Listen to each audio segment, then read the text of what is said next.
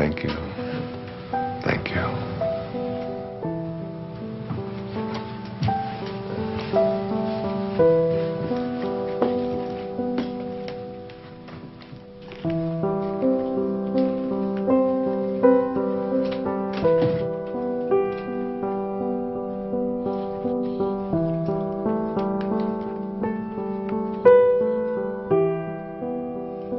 Thoroughly unprepared, we take the step into the afternoon of life. Worse still, we take this step with the false presupposition that our truths and our ideals will serve us as hitherto. But we cannot live the afternoon of life according to the program of life's morning. For what was great in the morning will be little at evening.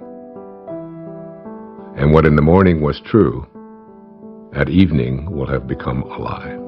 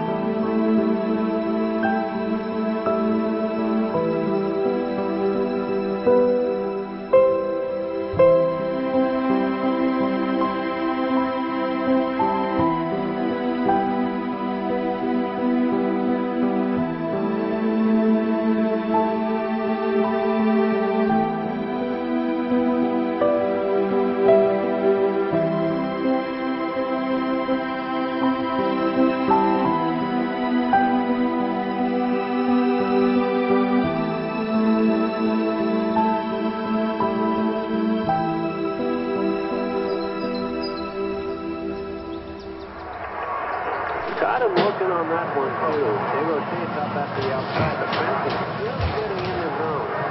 Oh, hey. Hey. Thanks, honey. Oh, hey, can I get some cream? Sure. Sorry. Cheers, though. Thanks.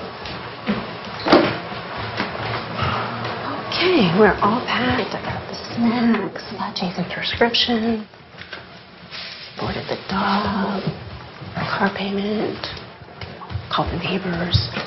Hey, Jack. Jack? Jack, I need you to turn off the video game and come downstairs and have breakfast. We're going to leave in a little bit. Let me just finish this level. Okay, fine, but then we're unplugged all weekend, got it? I don't even know what that means, unplugged. It's a very sad commentary on our life. Hey, sweetie. Time to get up, sweetheart. Is it tomorrow? It is tomorrow. It is, and we're going to go on vacation, and we're going to have so much fun, but we got to miss the traffic, so let's get going. Gotta get up, monkey. Okay, off you go.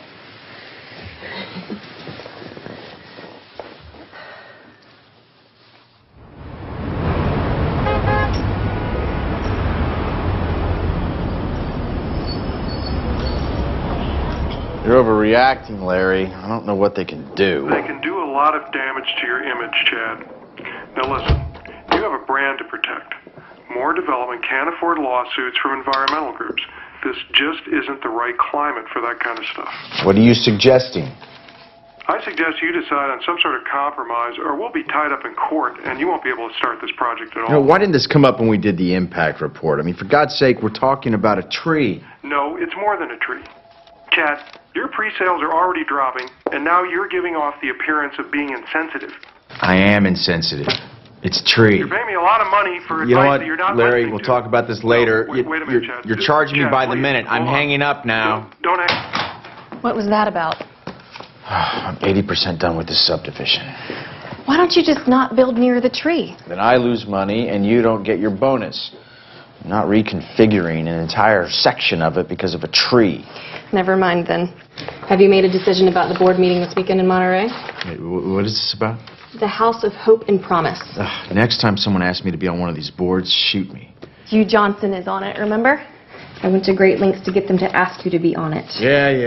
If Hugh Johnson's on the board, I'd better be on the board. In case you've forgotten, the House of Hope rehabilitates homeless families. I have put all of the information in this file for you. You can catch up on their mission in the car on the way there. I know what their mission is. It's to give handouts to people who can't handle things themselves. You know what? I never got a handout, and I managed okay.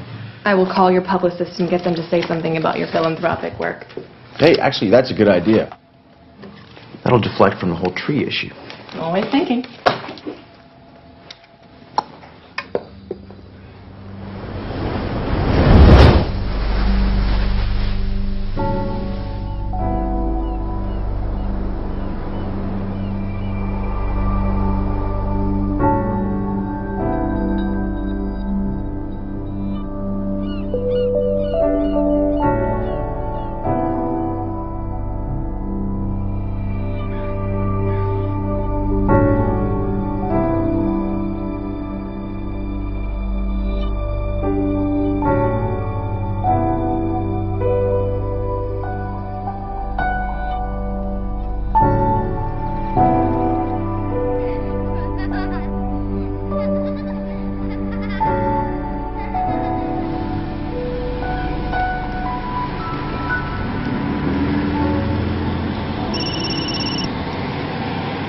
And I need to find where the director's cottage is, so.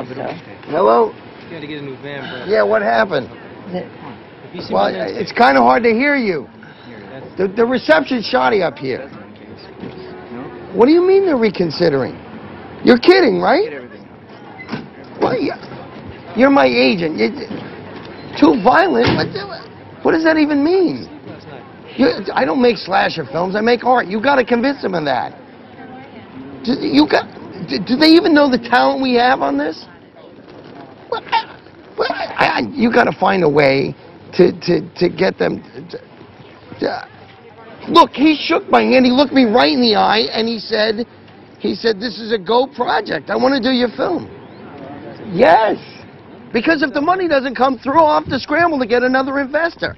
I thought this was a sure thing. Excuse me, coming through. You want to make me happy? Get the money from my film. That would make me happy. I gotta go. I'm on the Wayne Dyer thing. Bye. Wow, damn. Is there anything we could do? You got about $5 million? If I did, would I be here? Then I don't think you can help me. Cheer up, David. It's a quick job. It's quick. It's quick and fun. It's 6:30 in the morning, Sarah. It's not going to be fun. It's just a job. Nothing artsy. We'll get them their footage, and then we're out of here. Wayne! Good morning, David. How are you? I'm great. I hope this isn't too early for you. Oh, no, I've been up for hours. Good, good. This is Rob, our cameraman. We're very lucky to have him. Nice to meet you. Ron does sound. Hey, Ron, nice to meet you, my And friend. this is Sarah, my Sarah. production coordinator. Sarah. She's Pleasure. very resourceful. Great. If you need anything, just ask her. Got it. So if you're amenable, I thought we'd head down to the social hall area and then set up down there. Let's do it. I'm ready. I've been ready for hours. Yeah. Oh, let's do Grab your cape. Let's go. it. Super. After Do it. you, John. All right. All right. How'd you sleep? I slept great. Oh, is there I'm anything? excited about this. Is there any expectation I should know about? I have no expectations. I'm totally in your hands. Whatever you want to do, I feel sorry for you, Dr. Dyer. You're sorry you said that. I'm just going to blot you a little bit there. You got a little shine. Okay. You can't go wrong at this place. Isn't that beautiful? It is gorgeous here. I'm sort of allergic to nature myself. Oh, I just love it. I'm so thrilled to be here. He looks good. He went less trees, more trees. How's that looking? Sure, that's fine. Do you know anything about the history of this place? Have you looked into it? Not really. We just go where they send us, you know. The guy who runs this is a fascinating guy. He was telling me about the history of it. Now, I can't hear him. Really a magical place. It's it's. Can you say that again? I'm sorry. It's a magical place. I got him. Back in 1913, Julia Morgan, she was an architect, Oh, right. and she designed this entire place. They set it up as a conference center for the Western Division of the YWCA, and they would hold all of their meetings here. And the name of the place, it's called a Silomar. You know, who knows what a Silomar is? And I was asking him, he said, well, a silo or a silio means refuge, and mar means sea. If we're good, we can start. That's interesting. Hear that, David? I heard it, yeah. This is a refuge by the sea, and it's just stunning. It's just so beautiful. I'm so That's excited great. to be here. Wayne, just so you know, tomorrow and the next day we'll just ask you questions and you go ahead and answer, and then we'll move locations and do more of the same. And I'll also be shooting some B-roll over the next couple of days. Why to get B-roll? B-roll, like walk The and bees, talk you and shooting the bees exercise. that are Yeah. Listen, it's your vision. I'm open to anything. Whatever you see, I'm happy to go along with it. Well, I'm more of a technician on this one. Really? Well, you know what? You might find yourself learning something. Maybe. Well, I'm open to it. Great. Let's go ahead and roll camera. We're speeding. Sounds good. All right, Sarah, would you be kind enough to slate it? I would love to. You're going to slate me? I'm going to slate you. All right. Dr. Dyer, interview 1.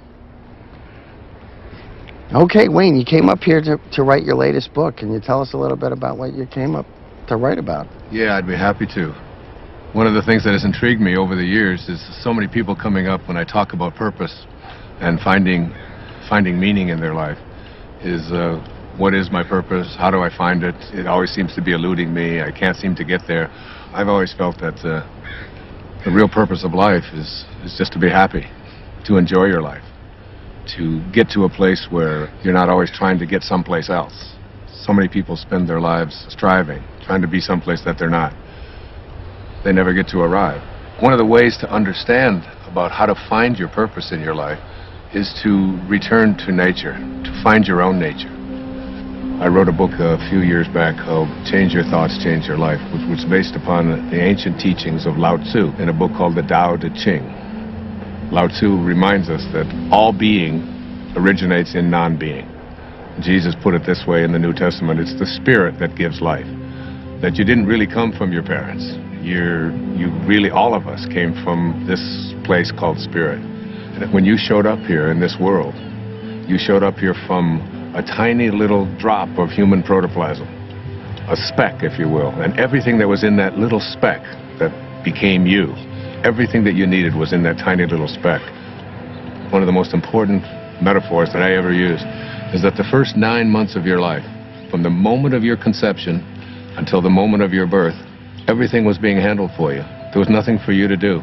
You don't get consumed with the color your eyes are going to be or what your body is going to look like. It's all taken care of for you. You just surrender. I call it a future pull. And it's pulling you in the direction of whatever it is that you were supposed to be. And to me, it's not too great a stretch to say if everything you needed for the physical journey was already handled in there, then why not everything for the rest of the journey as well? All of your purpose, it's in there. All of what your personality, it's in there.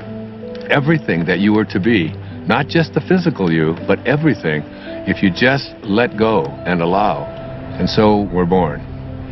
And we look at this beautiful little creature. As parents, I have 8 children. I've seen it happen many times. And you look at this beautiful little child and you look at it and you say, great work, God. Great work. Couldn't be any better. We'll take over from here. And then we're surrounded by all these people, our family, our culture, wherever we go. And we begin to be told that we can't really trust in who we are. Stop it, no, give that to me. We have to trust in something outside of ourselves.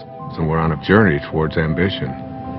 Once you begin to say, we'll take over from here, you introduce something, you just take this perfection and you just edge out the Creator. You edge God out. E-G-O. Ego. This ego is the part of us that starts to tell us who you are is not this perfect divine creation, this piece of God that you came from. It doesn't say that. It says who you are is what you have. It begins with things like our toys, and then our bank accounts, and then the possessions that we have. Before you know it, we begin to identify ourselves on the basis of our possessions. We begin to take on a set of beliefs about the more that I have, the more valuable I am as a person. And so we spend our lives taking these young children and immersing them in a culture that emphasizes more. It becomes almost a mantra of the ego. You have to have more. And the more you have, the more you are aware of how much other people are trying to take it away from you. The more you get consumed with how do I protect it and how do I make more of what I have. The dilemma here is that if you are what you have and things go away, then who you are also goes away in the process. Going somewhere? Yeah, I thought I'd come with you. Why? Why not? Because this is a work thing. I'll be in meetings all day tomorrow. I'll have nothing to do. Doesn't matter if you're busy. I'll go shopping or something. I'll be fine. Hi. Sorry, we won't be needing you after all. Thanks, you can go. What are you doing? Come on, it'll be a beautiful drive. Which car should we take? You are not coming, and I do not want to drive. I want to be driven because I have work to do. Okay, well then I'll drive. Let's take the Porsche. Denise, the place I'm going, it's not the kind of place you're used to. It's rustic. I think I can handle it, Chad. I know how to rough it. You know, I don't understand the sudden desire to spend time together. I just want to get away. Would you prefer I got my own room? Okay, what's wrong with you? Maybe I'm interrupting something. Oh, come on. Are you meeting someone up there? Of course not. Look, I don't even want to go to this thing. Well, then, all the more reason I should go with you. You're not going to fit all those bags in the Porsche. Why don't you help me try? The second aspect of the ego is this idea that I am not only what I have, but I am what I do as well. You going to get that? No, please. Go ahead. Oh, it's all right. No While we're problem. stopped here, do you want anything, Dr. Dyer? You want water or anything?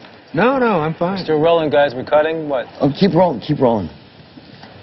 Please. So, second component of this ego is the idea that not only is who I am what I have, but it's what I do. And what I do becomes this thing called achievement. And in this whole world of believing that I am what I do, we become consumed with this whole idea of my success, my value, my worth as a human being is based upon how much I accomplish. So I have to make more money, I have to get a promotion, I have to compete with everybody else who's trying to get what I have. We are taught this over and over and over again. All of our young people are taught this when they go out into athletics. The most important thing you can do is be number one, and you say, we're number one, we're better than everybody else. And we constantly find ourselves in this competitive notion again of believing that our world is one in which we have to compete. That's what the ego says. Now, the third aspect of this is the idea that I am what other people think of me. That is, I am my reputation. Particularly, this is relevant for young people who are taught that you have to dress the way other people think, and if other people don't like you, then there's something wrong with you. If you're consumed with that, then you're going to be something different every time you turn around. Now, this is particularly relevant with women, especially in relationship to the family. Women are often taught in our culture and our society that the only way that you can fulfill yourself is by how you relate to your family, to yourself as a daughter, to yourself as a mother, to yourself as a grandmother. And while these are very important and creative aspects of every woman's life, if that's the choice that they make, it's not necessarily the only thing. And many women feel that deep within them that they have a calling to accomplish something great, to make a contribution. And oftentimes we'll put it aside. So what I encourage women to think is, don't ignore that calling inside of you. Don't ignore the part of you that says you came here to create something powerful, and you have just as much of an influence in doing that, just as much of a right to do that as anyone else does. Sure, I saw that one too. I wonder if I can get the whole collection on DVD. I think that might be a possibility. You know what my favorite episode is? I don't. Kick the Can. Now that is a good one. You know, when all the old people become young again. Yes, heartbreaking, isn't it? You know, the other episode I like is the one where... You know what, I'd like to check in. I'm sorry. Are you with the wedding? No. There's a wedding? People actually get married here? Yeah, all the time. I'm not criticizing it. I think it's charming. Chad Moore. More development? Yes? Ethan Lipton. I used to work for your company a few years ago. Oh, right, yeah. Yeah, in accounting. Yeah, sure. Darling, we'll talk later, okay? Okay, good. Oh, be sure to tell the guys to show up on time tomorrow night at the rehearsal dinner. This whole weekend is going to be a continuous celebration of love. Well, I do like love. Well, that's why I'm in this business. Bye. Are you getting married? No, I'm with the band. Oh, well, have a fun weekend of love. You guys too. Do you remember that guy? Not at all. Hi there. Hey, see, I'm checking in. The house of something? Promise and Hope. Promise it. Chad Moore. I'm on the board. Welcome to Asilomar, Mr. Moore. We have you in North or Longviews. If you go out the door and to your left... My wife has joined me unexpectedly, so could we get one of the larger rooms? You don't have to tell him that. Well, they weren't expecting you. You were unexpected. One of the nicer rooms would be wonderful. Thank you. I'm not used to camping. Camping. That's funny. Let me see what I can do for you. There's so much stuff we can do. Oh, that'd be cool. Where are the kids? Huh? Oh, Ethan. Whoa. Jack, Ethan, come over here. Come on. Come on. Get over here. Come here, troopers. Take you and go with your mom. Stand on my toes. Yeah, and also something away from all the noise would be nice. I do have a room on the first floor in the lodge building. Yeah, No, something higher. Of course, Mr. Moore. Do you have a room on the second floor? Higher than that, please. I'm afraid that's about as high as we go here. You're kidding. What a waste of real estate. I think you'll like this room. It has a balcony. All right. If you say so. Give me a second. Give that to your mother. Give that to your mother. You heard her. Hand it over. I said we were going to be unplugged this whole weekend. Do you guys just want to go home? No, we're not going to go home. It's no fun. Come here. Stand with me. Here, jump on my feet. Jump on my feet. I'll lift you. There's no way we can have all these meetings with these kids running around and screaming. Have a great stay. Look, I don't need to be having this conversation right now. I don't have time for this. I can't deal with this right now. We move into then the later parts of the ego, which talks about something called separation. And the ego has a very strong belief system that who I am is separate from everybody else. And then another component of the ego teaches us that I'm also separate from everything that's missing in my life, from all the things that I'd like to have. And then finally, the ego teaches us the most egregious error of all. It teaches us that we are separate from God. And one of the simple constructs that you learn in the afternoon of your life when you shift into the meaning phase of your life is to realize that you came from a source. We can call it God, we can call it Tao, it doesn't matter what we call it. And that this source is everywhere. There's no place that it is not. It must be because it creates everything. Everything comes from this source. Then it must be in me. If there's no place that it's not, it must be in me. And if it must be in me, it must also be in whatever it is that I feel to be missing from my life.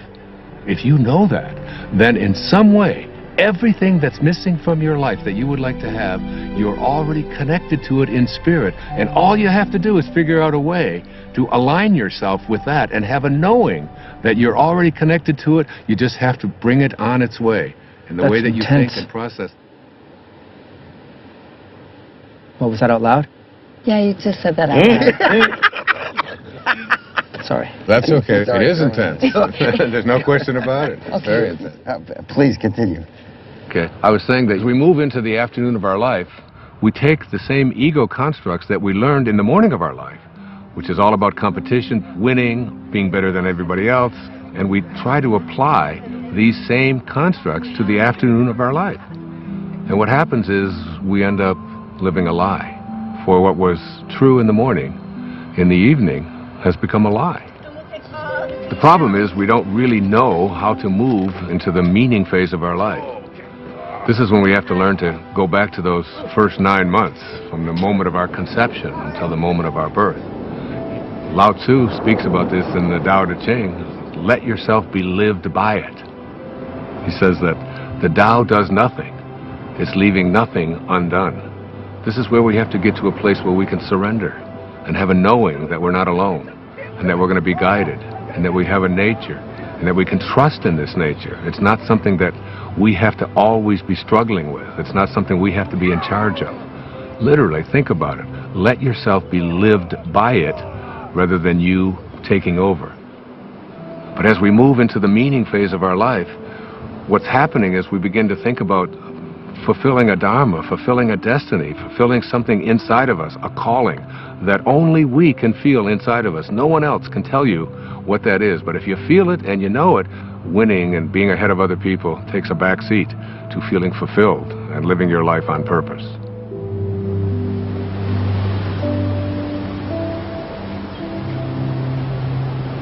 I'm coming to get you. No, Ethan! Don't throw sand. Look it up.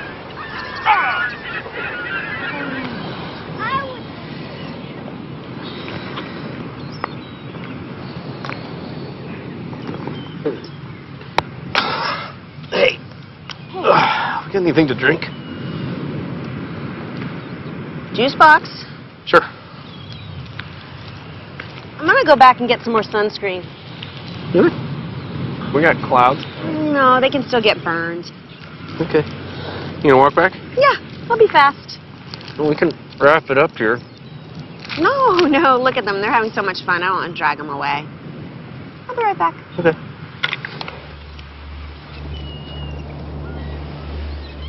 You got some great stuff. Well, I think it was a good start. I think it really was. I think you're going to see this thing come together in some unexpected ways. You're going to be surprised. You really are. Directors don't like surprises. Well, you're in for some. Great. I'll see you in the morning. I look forward to it. Thanks for everything. It was great. Thank you. Thank you, guys. Thanks for everything. Yeah. Thank you. You're welcome. You got See you your later. knife? Yep. Okay. See you tomorrow. Thank you.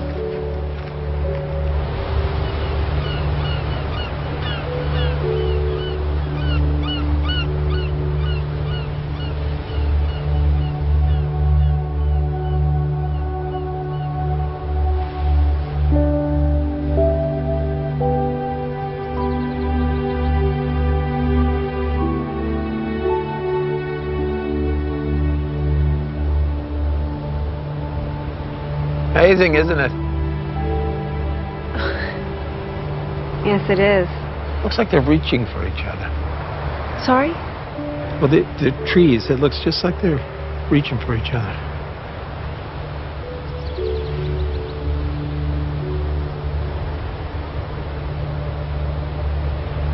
Yeah, you're right, it does. The whole place. It's like a different painting every day. You know, you're very fortunate to work here. I know. Hey. You want a lollipop? Excuse me? It's root beer. You like root beer? Actually, I do. It's root beer, but with a little bit of licorice. Thank you.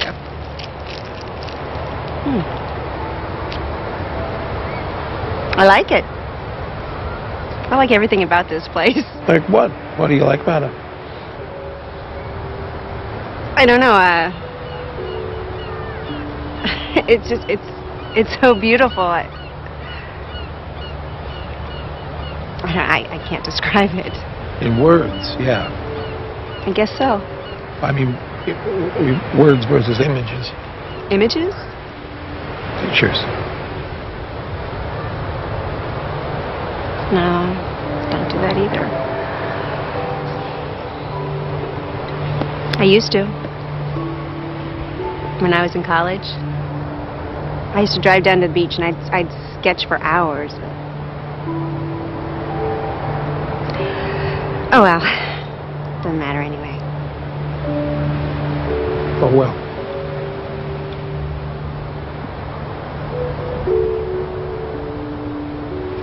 Hey, Mom, where you been?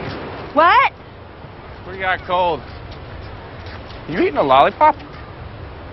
I am. You got any candy for the kids? No, I'm sorry. Oh, that's all right. Let's go back. Come on, buddy. Let's go. Yeah. All right. It's okay. Here. You want a lollipop? I don't get it, to be honest with you. That really doesn't surprise any of us, David. Seriously, if I didn't have ambition, nothing would get done. Is that supposed to be a comment about us? Have a napkin, please. You know what I mean. Like we're supposed to sit around and wait for things to happen to us magically. There's nothing wrong with a little magic in life. I can't trust magic. What I can trust is my own will to get things done. That's my main problem with what Dr. Dyer's saying. Okay, he's right there. You want to keep it down? He didn't hear me. Dr. Dyer, you want to come hi. join us? Sure, I'd love to. How you guys doing? Great. Good. Chicken's great. Good. So, Dr. Dyer. Yes. We were all just discussing Right. the first interview and all those things you said. And basically, David thinks that it's all BS. What? David? Really? I don't think all of it is. I mean, I'm entitled to my own opinion, right? Absolutely. You are entitled to your opinion, and I respect it. And you know, David, you don't have to get this all at once. You know, just get a little bit at a time. That's all it takes. You know, you just start practicing it. Eventually, it becomes a way of life, and you start living from a different perspective. I'm not really a spiritual person. I'm too busy. Yeah, spirituality is kind of like a luxury. That is true. I find it hard to find time to meditate. Let me ask you this. Do you think that you're an inspired person? Do you live an inspired life? Do you feel inspired? I have no idea. Really? Well, let's take an example. Let's supposing I had an apple pie that we had just made, and out of this apple pie we take one slice. We take the rest of the pie, put it over here, and I take this slice and I give it to someone. Let's say I gave it to you, Ron, and I say, Ron, what is this? That's an apple pie. How do you know that? How do you know it's an apple pie? Because it came from an apple pie.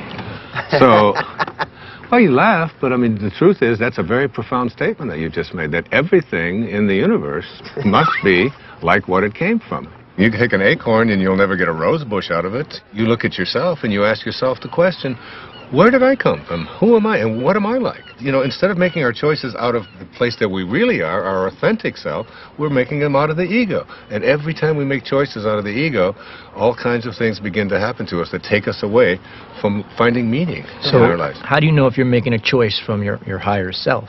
You gauge everything on the basis of how you feel. Are you stressed out? Are you anxious? Are you fearful? Are you angry? Do you feel good about yourself? Do you feel like you're on purpose? Do you feel like your life has any meaning? When you're operating out of the only part of yourself that is authentic, bliss is your response. But what about the upside of ambition? I mean, I'm a filmmaker, and if I didn't, doesn't ego serve me? I mean, if I was going with the flow, I'd never get a movie made. That's a conclusion that you've come to because you think out of the ego. You know, the fact is that you might even be able to make much greater films if you came out of a higher place. Imagine yourself as being able to live and work and do everything that you do from this place that, well, it's called Dharma. What's Dharma? Dharma is a spiritual principle that implies there is a purpose to our lives. Like an otter has a dharma, a bird has a dharma. Everything has a purpose. And when you find yourself living from that purpose, you have found your dharma. Your dharma is something that you will be living by. And rather than constantly using the ego, you will begin to say, this is what I'm here for. It's like, I call it a calling. It's like an inner calling. How do you know what your dharma is? Like, what if you can't even find your dharma? Yeah, I can't even find a date, let alone my dharma. Well, your dharma isn't anything you're ever going to find. Your dharma is something that you're always connected to. It is your divine purpose. It is something that you are aligned with throughout your entire life. The ego has kept us away from it. Excuse me, I have to take this. This is what I'm talking about. I'm sorry to interrupt. How does this help me find a date exactly?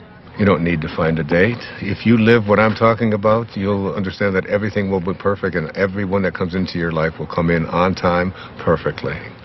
You're a divine creation of God. You're a spiritual being. You don't need anyone else to confirm that. I love that. It's true. Dr. Dyer said it was. It is true.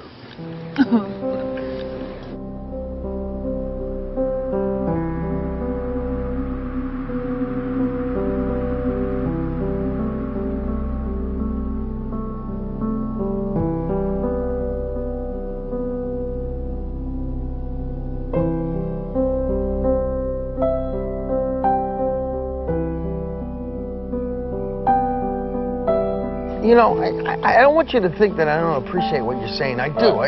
Not that you would necessarily be concerned with what I'm saying, because that's the ego telling you what to think, right? So you were listening? Yeah, I'm listening. I just think it's good to have a plan. Well, what's your plan? To be a successful filmmaker, to make a name for myself, to make money, to have a good relationship. So you're talking here about prosperity, you're talking about abundance, you're talking about happiness. I haven't any problem with that. I've been attracting abundance and prosperity into my life forever. I think it's actually quite easy to do. I really believe in that. For you? Well, you know, the problem what you're talking about here is the ego. The ego and your attachments. You know, you become attached to you know, how much money you're making and how well your film is doing, and is everything working the way I've been told that it should work. When you become attached to things and they go away, you then lose who you are. But it feels so much like survival. We're not talking about survival here. We're talking about a shift away from the morning of your life and having to do everything for external reasons and moving into a higher place in your life. Why don't we start with that tomorrow? How to make this shift? It's a good idea. You know, I tell my audiences all the time that if this is something new to you and you've never heard it before, There's a shift probably heading your way as well. Yeah? Ha! That's all I need. It could happen.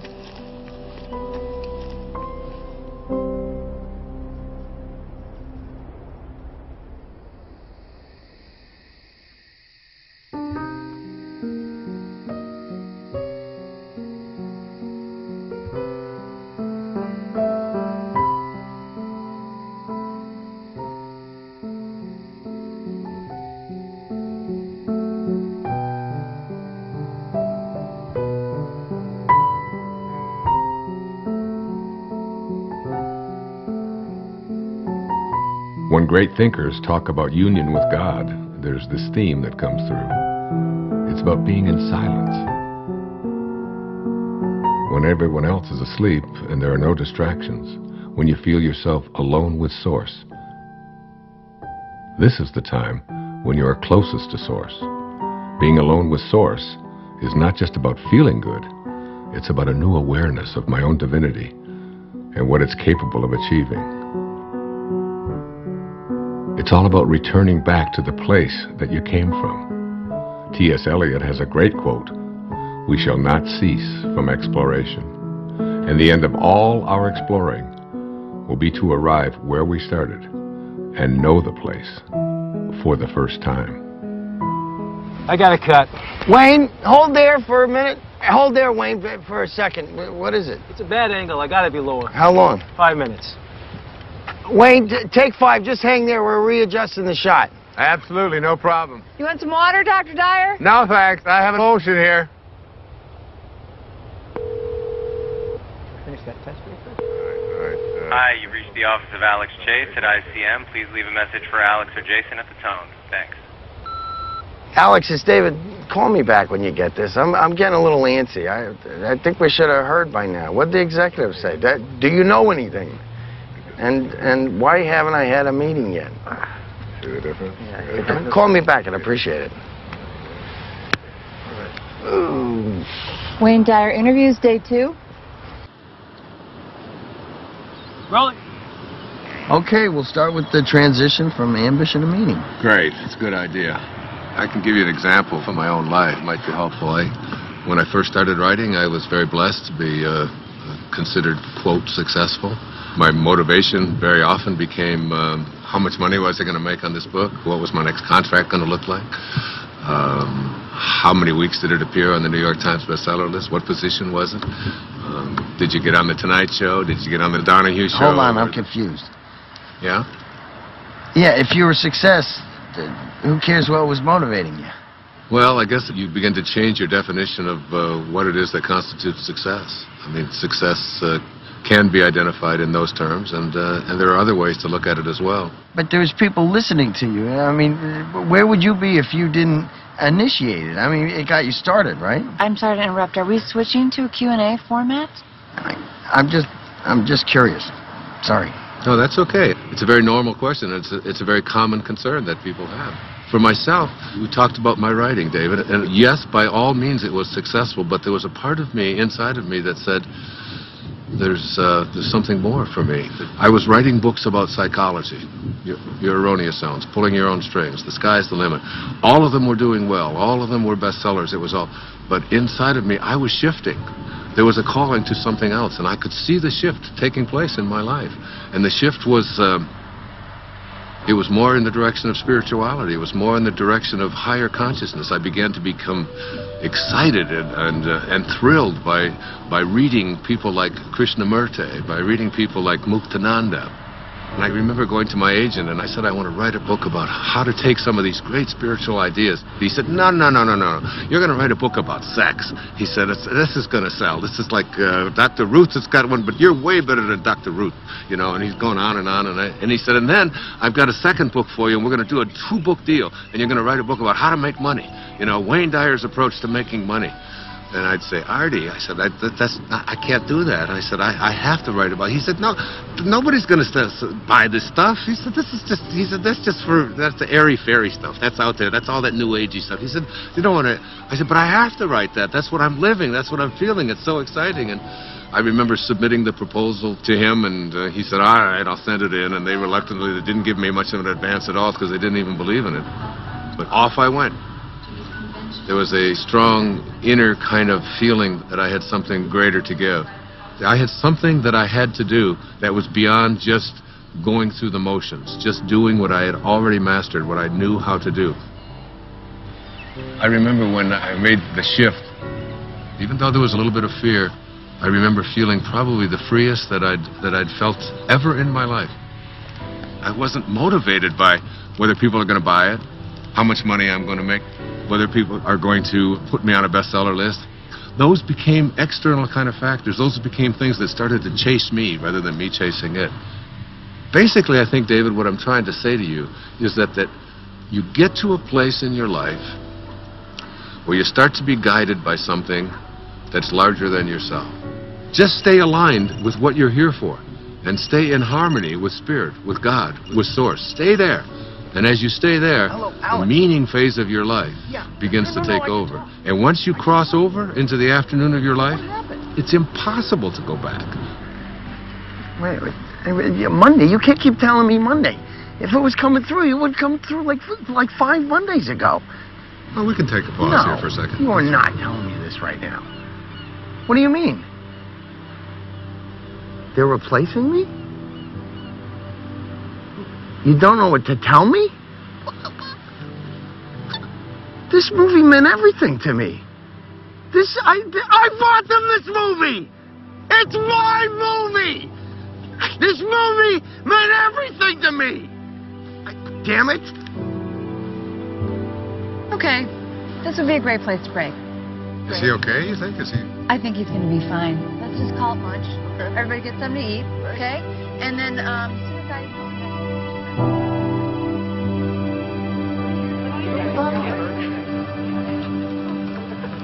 Lunch is 1/2 hour. If anybody is interested in the Marin County project, Hey, you up for a late game of golf? Oh, absolutely. Okay, I'll reserve it. Thanks. You know how long this meeting's going to last after lunch? I don't really know. I think they're saving some of the big items until the end. Like what? Well, they're $1 million down in the San Francisco project. The contractor underbid, now they're over budget. You know what? Listen, you can catch me up on all that stuff this afternoon when we play golf. You're not coming back? Oh, no, I am. I'm going to try. I just got a lot of work to do. See you later. Okay.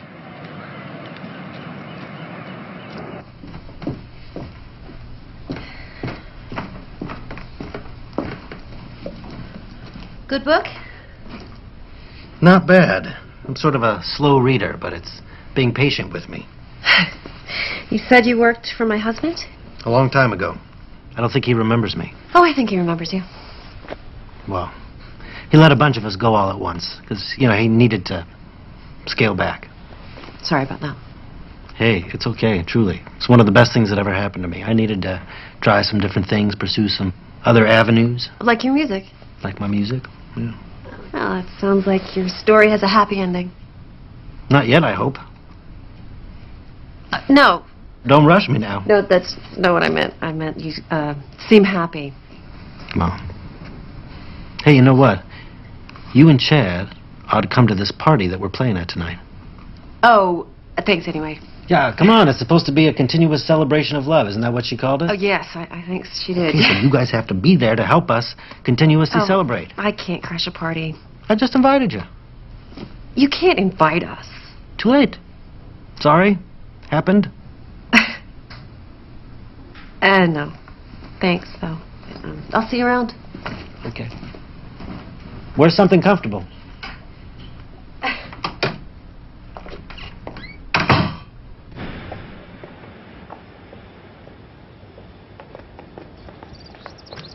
Denise. Denise. Hey, slow down. Stop! Oh, hi. Why didn't you stop? I didn't see you there. Where are you going? I was going into town. I thought you were in meetings all day. I was. But, I'm bored. Yeah, well, if Hugh Johnson can do it, you can do it. No, I'm not cut out for this non-profit thing. So. Oh, Chad, you just gotta fake it. No, I'm coming with you. What? I said I'm coming into town with you. Honey, I love you, but I don't enjoy shopping with you. I need some me time. I thought we were supposed to spend time together. right? Look, Denise, I'm not kidding. I cannot take another meeting. I'm coming with you. Whatever.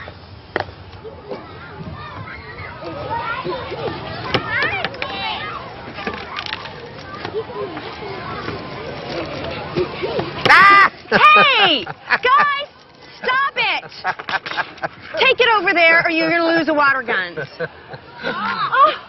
Oh, they got you all wet. Oh, it's no big deal. It's just water. Water is soft. Don't give it another thought. It's great. I am so sorry. Don't be sorry. I've got 8 kids of my own. I've got grandchildren. You know, these things happen.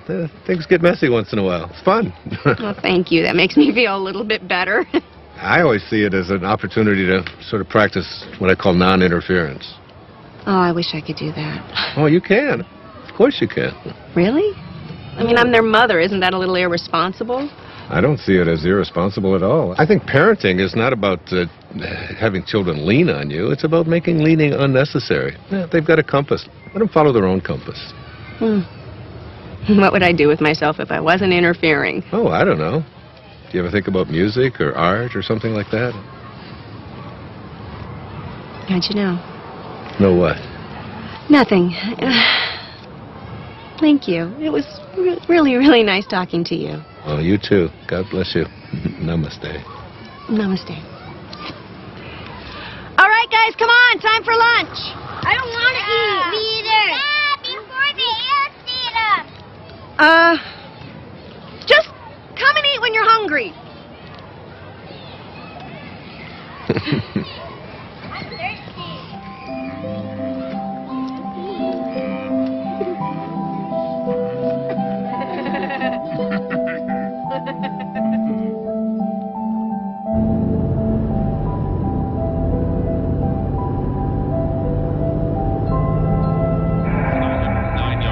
Touchdowns and only 5 interceptions. Now listen, Bob, the next Peyton Manning, you want to put 10 bucks on? And definitely had that signature moment during the game against the Bears. Yeah, but you know, he could crack many quarterbacks. On Tuesday, 5.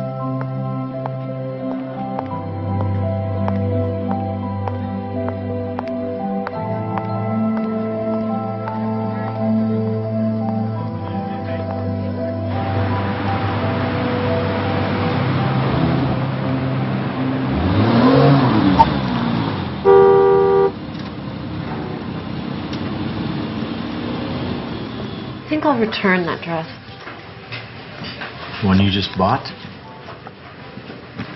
The red one.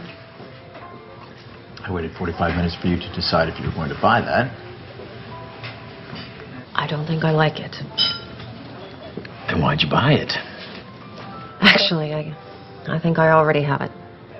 It took you an hour to buy a dress that you already have. This is exactly why you shouldn't come shopping with me. Oh, I've got an idea. How about if we just not talk to each other at all?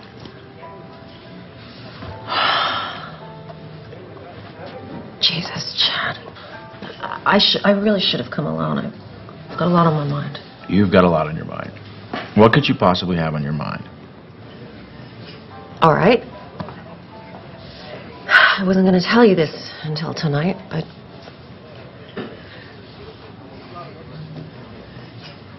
What? This weekend is a write-off for you, right? Because you're on the board of that charity. Right.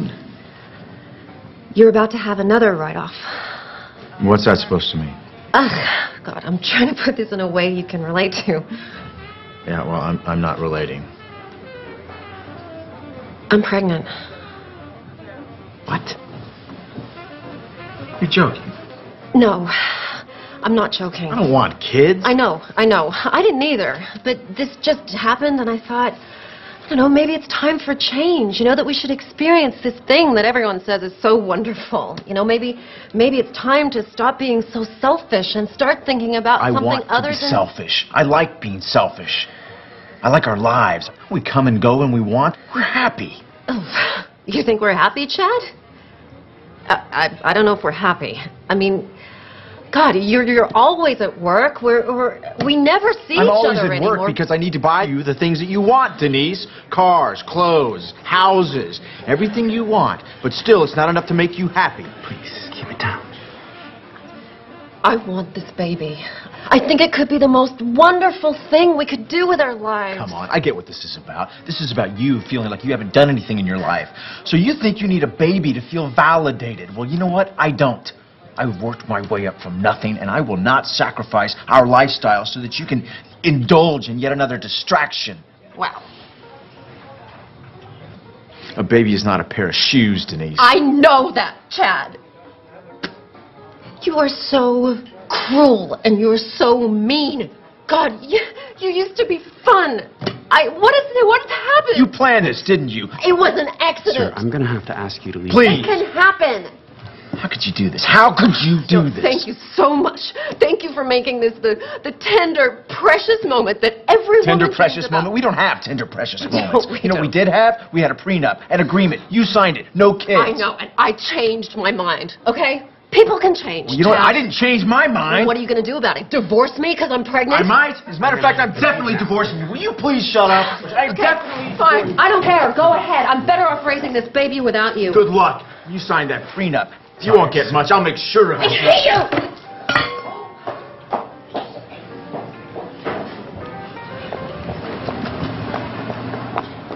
Sir, I'm fine. I still need I'm you. fine.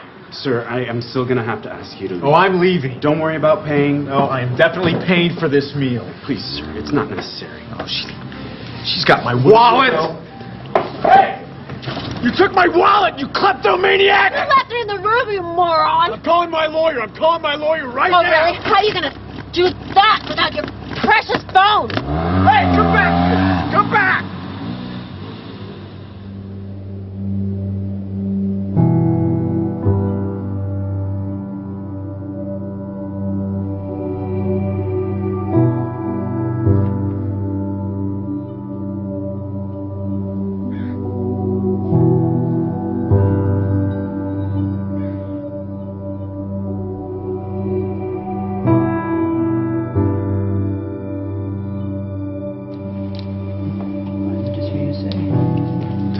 Testing. 1, 2, 3. Can you hear me? Great. Okay. Dave. Nice of it being in the cold, Hey. huh? It is. You want to stay with the same frame size, right? Yeah, sure. Okay, guys. Ready. Okay. Rising. Okay, Wayne, can you just shift your chair just a tiny... Sure. How's that? Oh, perfect. Okay. Perfect. Okay, so we good? We are good. All right. David. We're rolling. David? David, why don't we take it from where Wayne was talking about the shift? We can just continue from there. Sounds good to me. Okay, this shift, this movement from ambition to meaning, from the morning to the afternoon of your life, generally it's preceded by what we call a quantum moment.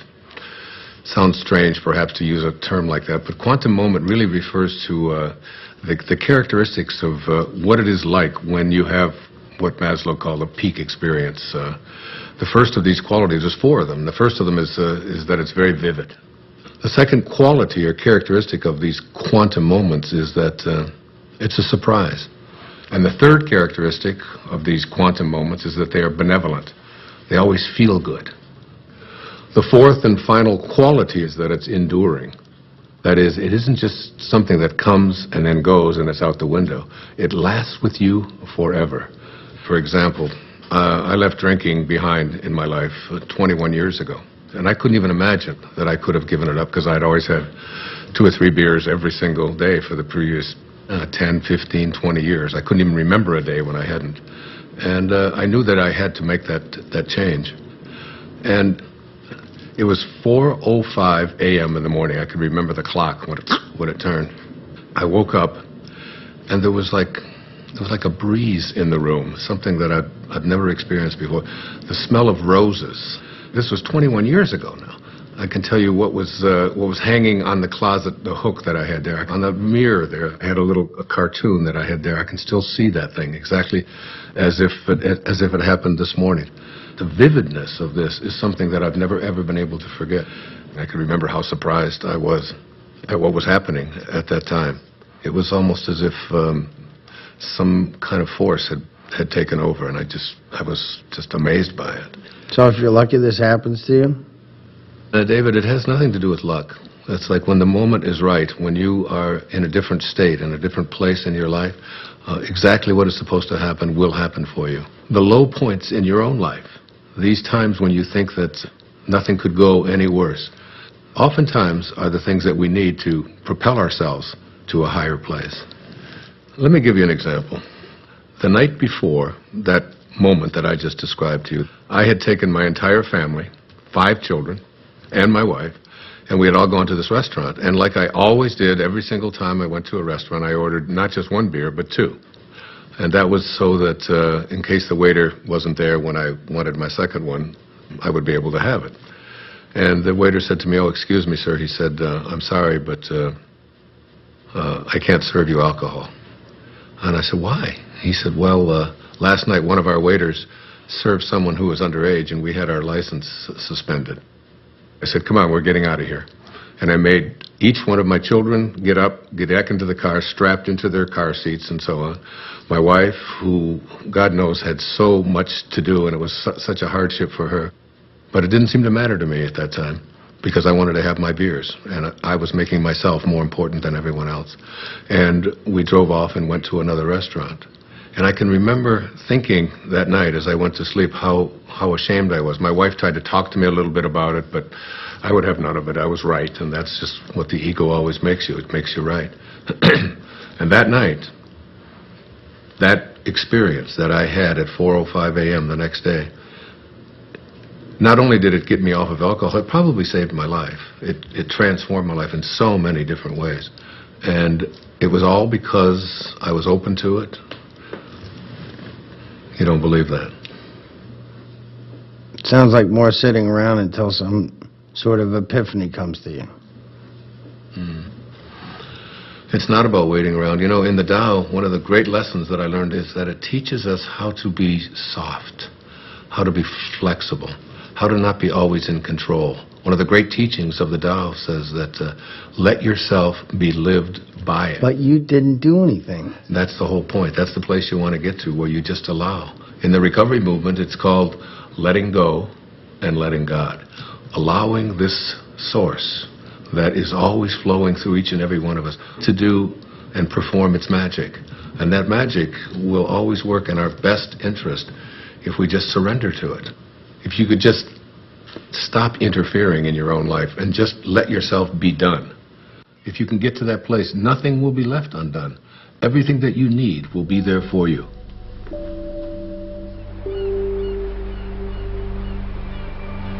It's mysterious for most of us because we believe that we're the ones who have to do everything. Isn't it interesting that you had everything you needed in the first 9 months? Why isn't that true for the next 90 years? Because we interfere. When I was 19 years old, I was in the United States Navy and as an enlisted man. And I was given my assignment to join the aircraft carrier, the USS Ranger. And it was on deployment in Yokosuka, Japan. So I boarded a refrigerator ship, the USS Vega, in Alameda, California. And just as I was getting on that ship to take my 29-day voyage across the Pacific Ocean, my Uncle Bill Volek, who was a school teacher in Hayward, California, handed me a copy of a book. And the book was a collection of short stories written by Leo Tolstoy. He wrote not just great novels and great stories, but great spiritual literature as well. He was considered to be the soul of Russia. And the first story in this collection was called The Death of Ivan Ilyich. Now, Ivan Ilyich was a judge who lived in Moscow. One of the more important features of this story is his relationship to his wife, who he basically hated because he despised his work. And he felt that she had pressured him and pushed him into doing this, that it was a prestigious thing to do. And he was filled with internal rage and anger at what he had done. The title of the story kind of gives it away, The Death of Ivan Ilyich. You know he's going to die. Now, Ivan Ilyich was lying on his deathbed, and his wife is holding his hand, this woman that basically he despised for all of his life. And he looks up into her eyes, and his last words are, "What if my whole life has been wrong? and he died. I was very shaken and very moved by that. And I took out a pad of paper and I wrote a note to myself. And I said, "Dear Wayne, don't die with your music still in you." And I've lived that for my entire life. When you die, you will return to that source, and you will be in that space of love. But the Tao says that you don't have to die to get there. You can die to the ego and live from that space of perfect love while you're here. That vivid, surprising, benevolent, enduring quality that defines the quantum moment that leads us into the shift is really an indication that you're returning back to the source. You're beginning to live from the Tao. It's reconnecting with the field of intention. In Greek, the word enthusiasm breaks down to entheos-iasm, which means the God within.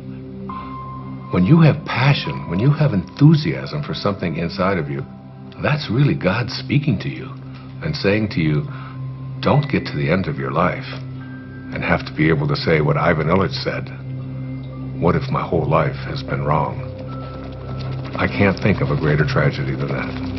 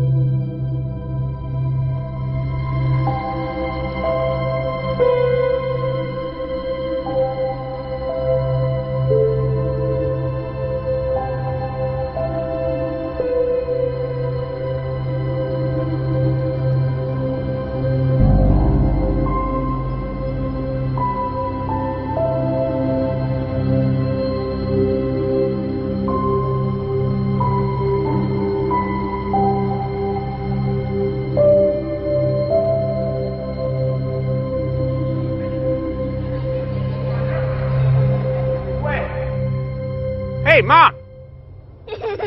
What is it? Eartha, Mom, where'd you go? I'm sorry, it's just... It's so beautiful. I was imagining how I'd paint these trees. You don't put paint on trees. Oh, no, honey, it's, like make a painting of it. You know, like you make a picture in school? Mom, you're not a painter. I haven't seen you paint anything. All right. Next one to that rock up there. Wait, go! Go! Let's go get him. Let's go get him. Go, wait, come on! What did he do? I'm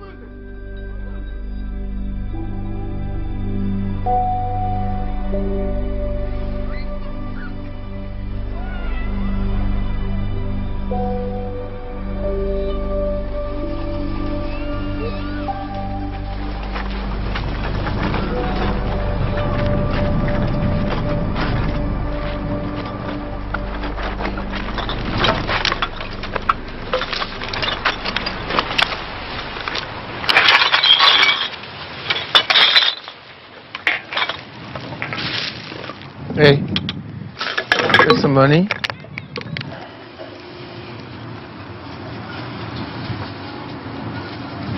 God bless you. What?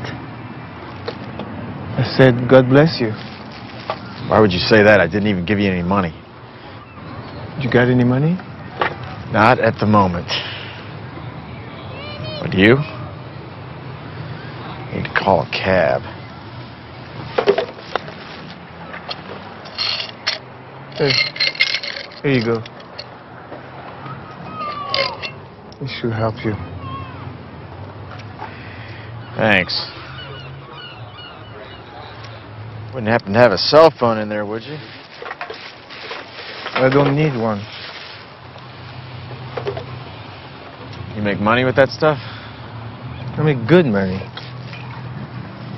Where do you live? Over there. Over there. But my favorite place is there. Under that tree. That's my favorite. I know that tree. We're friends. It's a good one, huh? You know what you gotta do? You get some of these bottles, and you can make some money. There's a machine down there. You put the bottles in, and you make some money. Thanks. Maybe I can save up for a cell phone.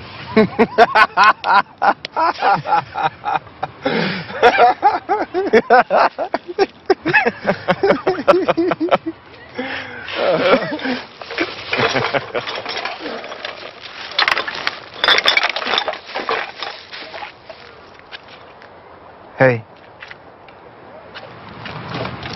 Do you have some money?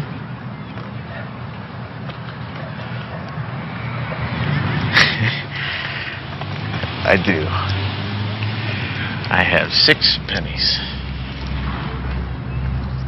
God bless you.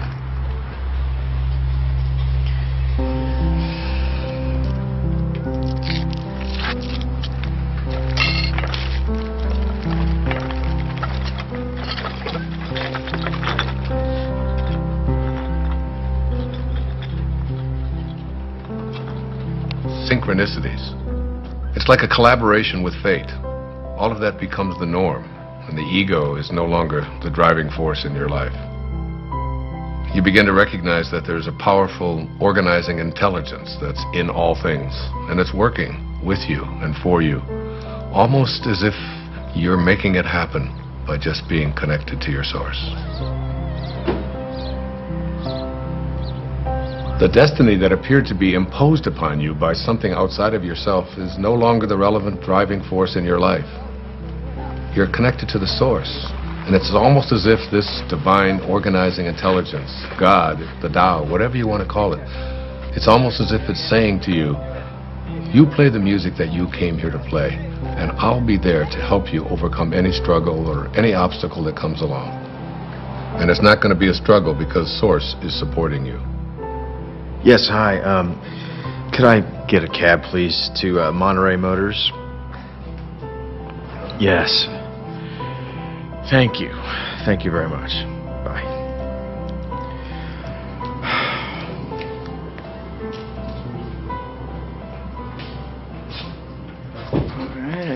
I can't stop thinking about what you said about a destiny being imposed upon you. Well, you know, I think all of us, each and every one of us, have a knowing within us. You know, it's been said that when you trust in yourself, you're trusting in the very wisdom that created you. It's there to tell us who we are and what we're meant to be. I know, but so much of society is putting stuff You wanna get a on drink? people. It seems No, like all the I'm time. good. Dr. Dyer, can I ask you a question? Sure. Are men and women different when it comes to this? Do they shift differently? It's very different, as a matter of fact. There's some recent studies that have just been published on that. I'd be happy to share them with you if you like. That would be great. Okay, super. All right, I'm taking off. Okay, man, I'll catch up with you. So there was this incredible study done. It's I've got it right here. It's called The Moment That Turns Your Values Upside Down. And there's 4 components to it. There's men and women before and after. Now, before one of these quantum moments, they were asked just to list the most important priorities of their life, from the most important to the least important. Now, for men, the very first and most important value that they had learned was wealth, the accumulation of money.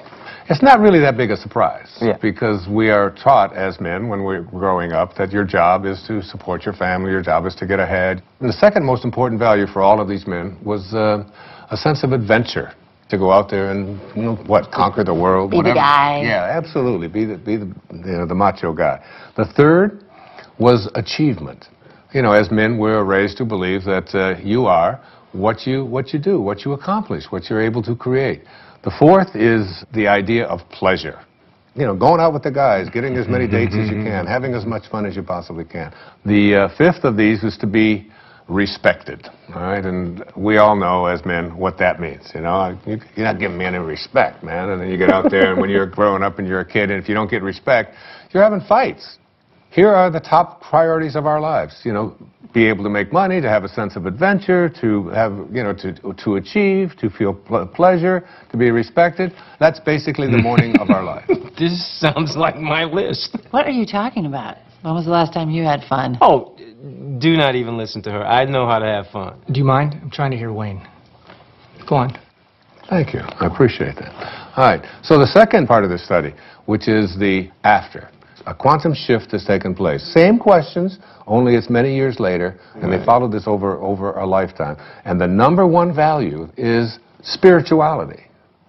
Spirituality. The number one thing. It has gone from making money to spirituality, which wasn't even on the list before. You can't even find it. I've got the top 15 of them listed right here. It's not even on there. The second one is personal peace. Less anxiety, less stress, if you will. The third one is family. Now, family was on the other list, but it was way down before. Now, what happens after one of these moments, you begin to look around and say, what is it that's important to me in my life? And then the next is God's will. This is the one that says, I have a sense of purpose. And then honesty is the fifth quality. Not just honest that I don't steal, but how honest am I as a man, you know, with my feelings, with yeah, that's exactly right, you know. Those are the top qualities for men. So there's the before and there's the after. You can see what a significant change this is, what a shift has taken place here. Hey, everybody. Hello.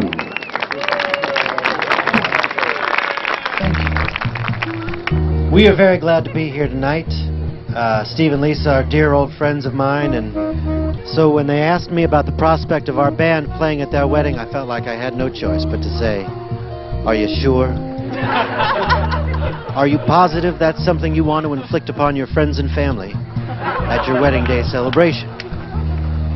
And Steve and Lisa assured me that that was exactly what they wanted to inflict upon their friends and family at their wedding day celebration. And so, here we are. You need a bossy man to love you, a bossy man to hold you close, a bossy man to dress and care for you, a bossy man to take control. You need a man with all the answers, a bossy man to run the show. The bossy man, he pays for everything. He never says, I do not know.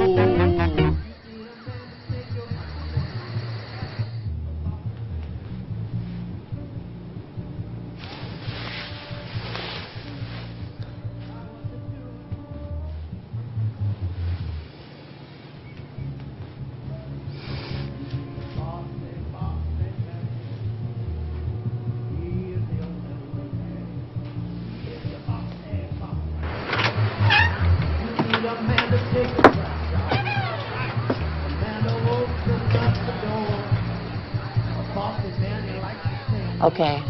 I know what you're going to ask. I can already tell. Yeah. What's the deal with the women? Bring it on. For women, it's even more astonishing. Before one of these quantum moments, the number one value is family. And it's not surprising because women are kind of raised in our society, in our culture, to be a good mother, to be a good daughter, to support your family, to take care of your children and so on. The second one, which may surprise you, was a sense of independence, of feeling as if I would like to feel independent. Women are very conflicted. Yeah, makes sense. The third was career. Now, very often, women never even felt that they had a right to go for a career because they were obligated to be taking care of their family. And this is not a put-down of that at all. What we're saying here is that there's something more. The fourth quality for women was fitting in, having to be like everybody else and so on. Yeah. And then finally, attractiveness. And this became not just like it's nice to look nice, but my whole values are, and how do I look, and where do we get this? You know what? That is so scary when you break it down like that, because where is it that we learn as women we're supposed to be pleasing everybody else all the time? Well, go on the newsstand. You know, all you see are magazines with pictures of girls with waists this big and, you know, with implants, lots of emphasis on makeup, having the right labels, carrying the right bags, and so on. So these became the top qualities or characteristics or values for women before one of these shifts. Well, I hope the after list is better. Their values shift dramatically. The number one value for women after having this experience is right here, is my own personal growth. Now remember, before it was like taking care of everybody else, doing the right thing, fitting in, and now it's all of a sudden, how am I growing as a human being? How do I feel about myself? The second is a sense of self-esteem. Am I worth anything? How do I feel about myself? Am I a valuable human being? The third one is spirituality. My sense of my connectedness to something bigger and greater than myself. And then happiness. Again, this wasn't even on the list. It was almost at the bottom of the list before. How often have women been raised to believe that their happiness isn't an important thing, that doing what they are supposed to do rather than feeling, you know, a sense of, I'm entitled to be happy. And then a very interesting one, it's called forgiveness. This became very important in their lives. Forgiveness. That's good, because then you can forgive all those people that gave you bad information about what you're supposed to be doing. Yeah, there's a whole lot of resentment that begins to take place in people. It's what so many people just go along with. Oh, right. Joe. This is great. Hey, you're the best. Thank you so much. Yeah, this is great. We should be filming this. Thank you. Thank you very much. Good night, guys. You guys did so well in the hike today. Good night. Can I have a glass of water? Of course you can.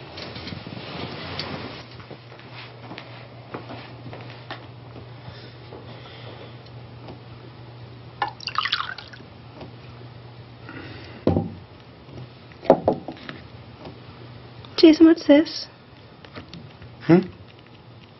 This paper and pencil wasn't here before. I don't know. No idea.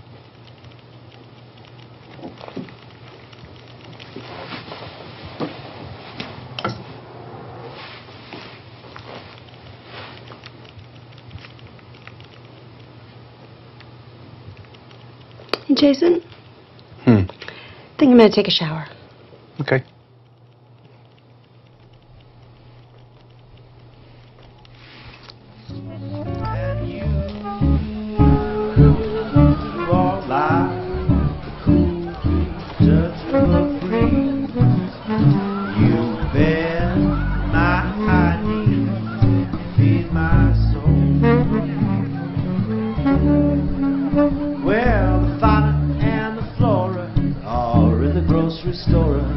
Someone's getting rascally and spry.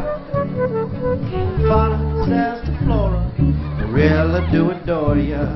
Flora says, I know, tell me why. You are like one hot spot in the sun after a long winter storm.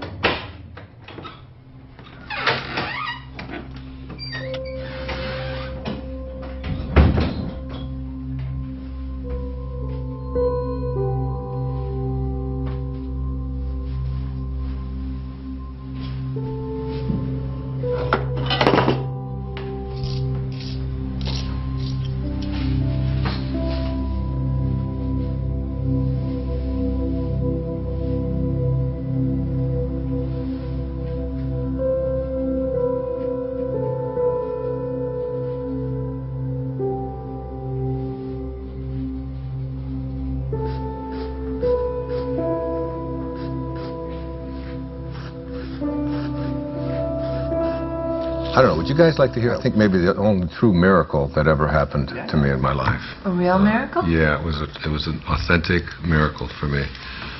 It was a healing that took place that I still can't explain. So it was in the year 2000, and I had taken a group of 25 people on a spiritual tour to Assisi. I've made several visits there.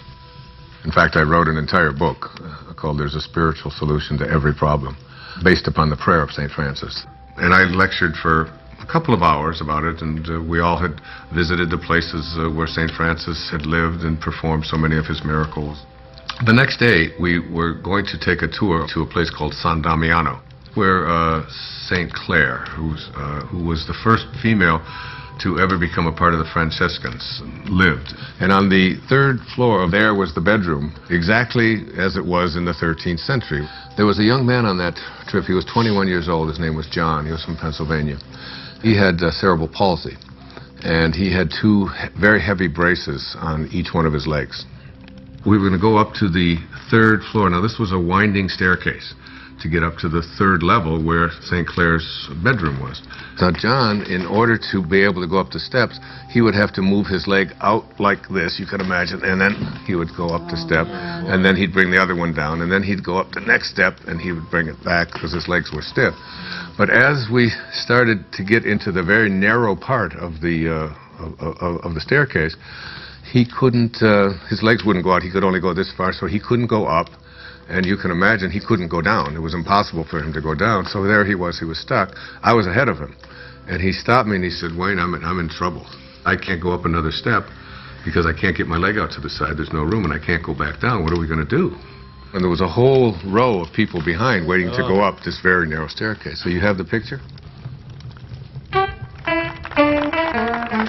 Old people don't whisper, 'cause old people can't hear.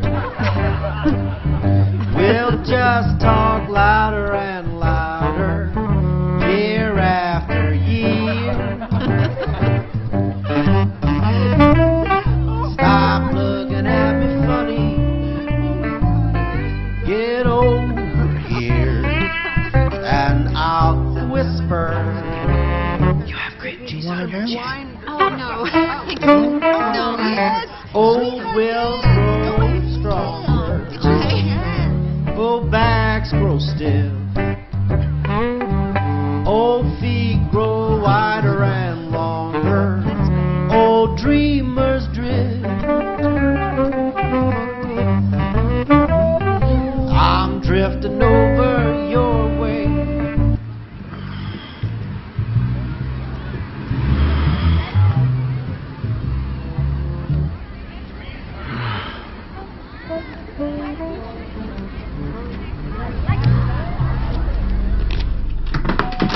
Denise?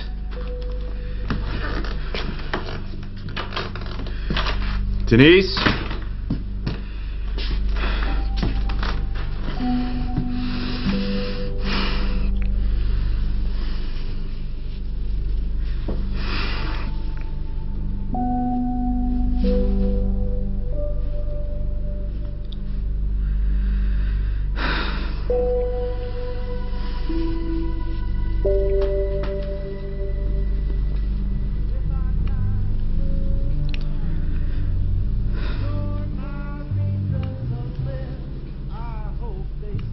So I said to him, without even thinking, "John, what I want you to do is just strap yourself on over my back and put your arms around my neck and just lean over and I will carry you up these steps."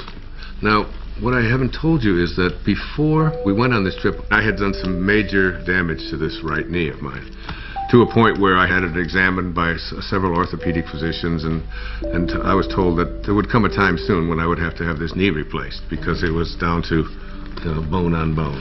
So as he got on my back, and now we're talking about 240 pounds or so, he went, I went about 3 steps and I realized that my knee was about to collapse and I was going to go straight down.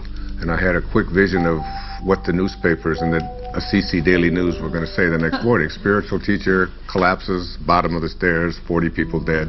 You know, it was like, and so as my knee started to go down, at that moment, I saw a vision of St. Francis. I had a vision of what he would look like, and he didn't say a word. It was very, very quick, and he just went like this with his hands. In other words, stand up.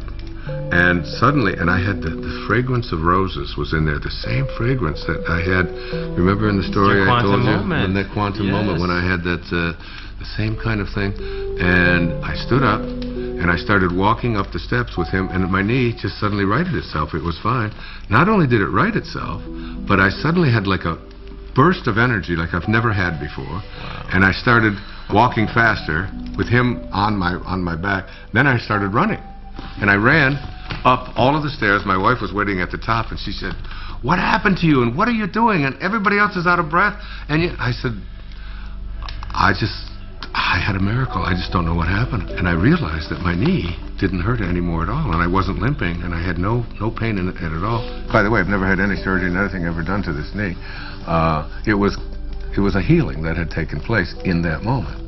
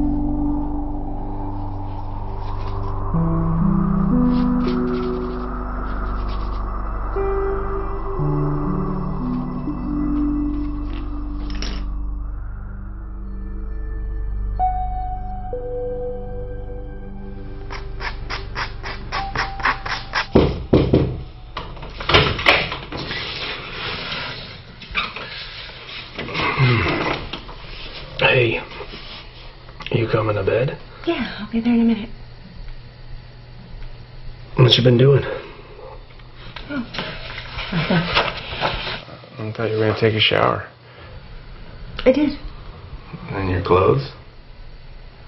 I was going to, and then I got distracted. Huh. What you been doing? Nothing. Are you alright? What do you mean? Well, you just seemed a little checked out today. Just wondering if anything was wrong, or... No, I'm fine. Don't worry. I'm a little worried. No. Can I look? Jason, no. Quinn, I just want to look at him. Jason, I love what you do. I just wanted to look. can you please go? Quinn, I just want to Just go. Please? No. You know, really, you're not very good anyway. Really, don't bother. Don't bother.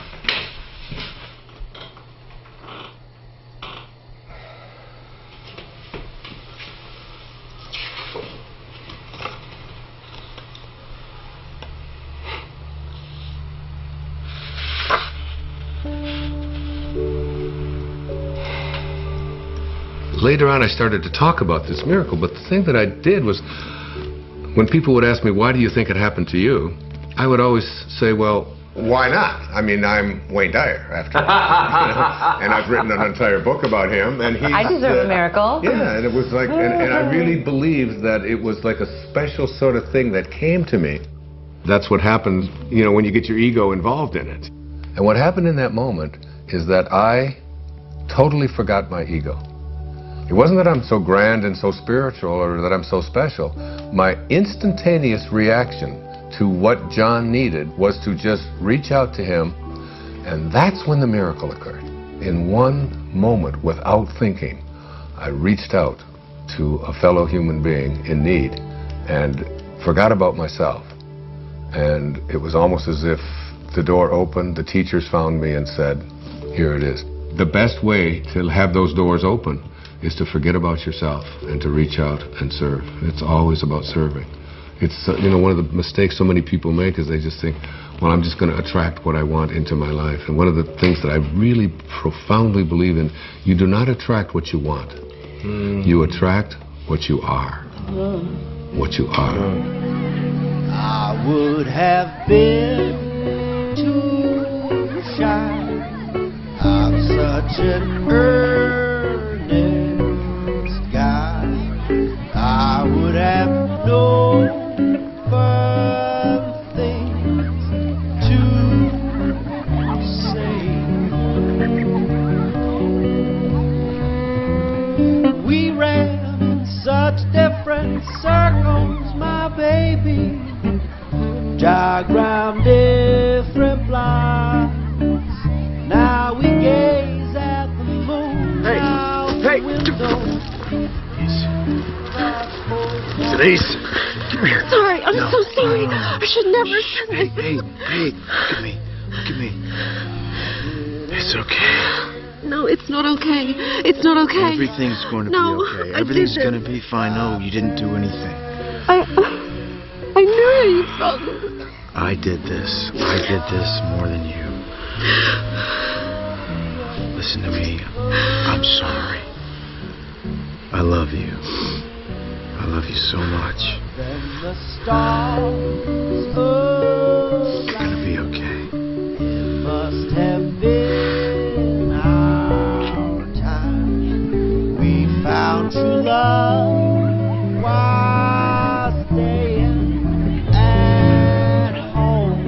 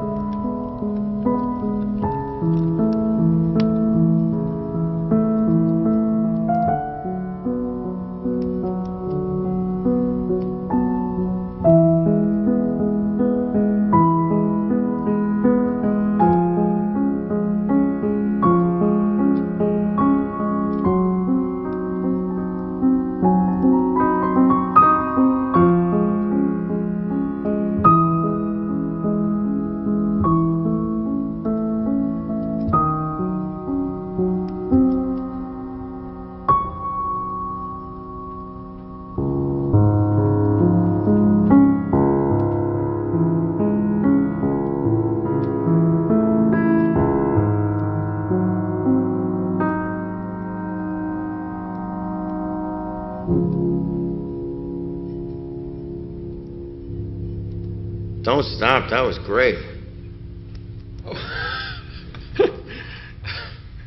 Thank you. What brings you out so late? Or I should say so early. Just couldn't sleep. You having trouble with the filming? No, that's fine. Filming's easy. It's my business I can't handle. Hey, do you know chopsticks? I used to. Ha! Makes me think of being a kid.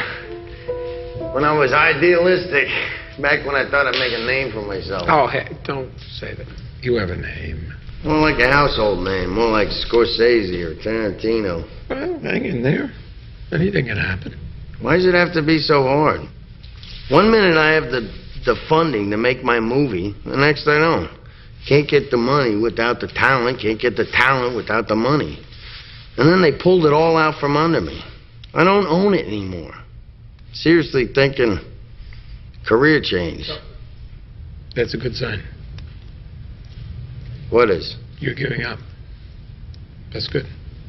How do you figure? You can't force these things. Right. And again with the magic thing. What's the matter? What's that? You know, I don't know why I'm telling this to the janitor or whatever you are. I do a lot of things around here. Believe me. play a damn good piano, though. You should think about doing that full time. Well, for a while I thought I would. Yeah, what happened? Well, I started playing when I was very young. I was a natural. And then I got older and I became more aware of people watching me play. And then I started to play more for them than for myself. And then I got very scared that I would disappoint them. So I did. Did what? I disappointed everybody. I would be very clever. I'd go to a recital and I would just play a couple wrong notes on purpose as a test to see if they would still love me the same way. And basically they didn't. It was a long time before I touched the piano. It was just it's crazy when I think of how much I enjoy playing. Yeah, I was just thinking that. This would sit for years. I wouldn't touch it. I wouldn't even notice it. But you're a piano player. I don't get it. You don't get that? How could you ignore what's right in front of you? Busy doing other things. You should understand it. What? Wait, Yeah. hold that thought. You hear that? I don't hear anything. Listen. Listen.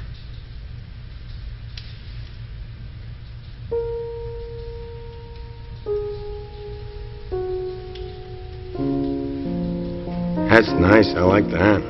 I like that too. You making that up? Yeah. Well, no, sort of yeah, mostly no. What? It's just something I could do. Make music, you mean? No, I can't. And you're a good faker. Yes, I'm just listening. Listening. I listen. And then I just play what I hear. I'm not making it up at all. It makes itself up. Makes itself. Exactly. I just play. Sometimes all you gotta do is just show up, pay attention, and music happens. Your music happens.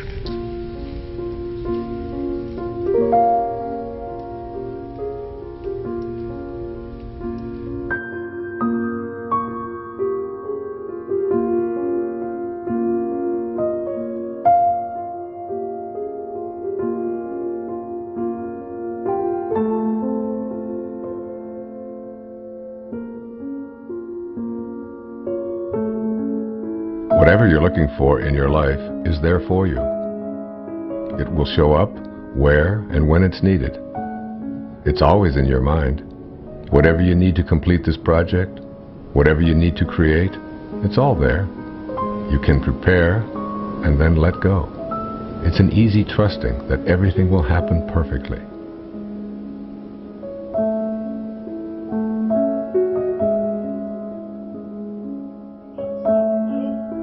Bend forward to the lower spine. Bend your knees. Place your hands on the floor. Move your hips up and down. Right, left, right, left, right, left, right, left. Get your You know what? I can't shoot it from here. No? No, there's tint. Oh, but we really need something for B-roll. We don't have anything. I'm not the director. I don't know what David wants. Where is he anyway? He's probably sleeping off a hangover. Well, I gotta go in. I can't shoot it from out here. Oh, great. Go in. Go do that. You're not coming with me. Me? I'm not going in there. It's like 200 degrees in there. Okay. And what about you? No way, Jose.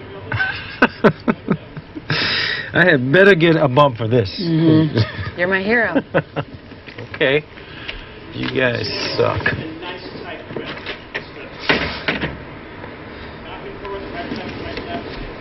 Hey, good morning. Good morning. I got up early. I was scouting locations.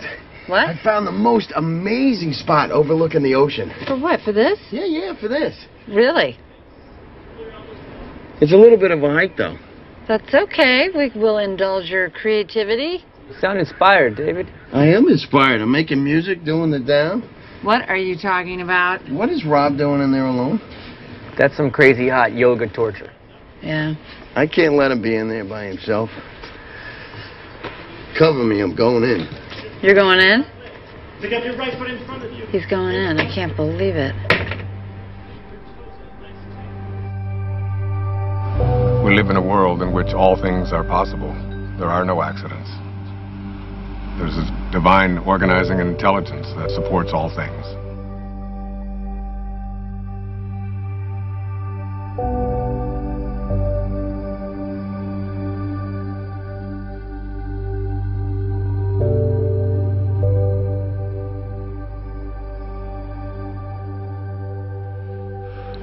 I think you have to get to the place where you're no longer focused just on yourself.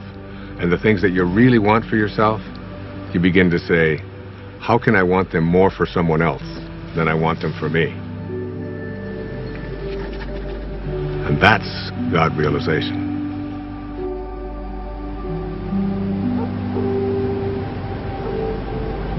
One of the things that happens when you move away from ego is that you move from a sense of entitlement to a sense of humility. You realize you're entitled to nothing. That's just the ego speaking. So the fundamental truth is that you must be like what you came from. If you came from divinity, you must be divine. If you hold your hands up and say, these are the hands of God, then what does God do with his hands? God is just giving. That's all God knows how to do. Hi. How are you this morning? Better than yesterday. That's a good way to be. Not better than anybody else, just better than you used to be.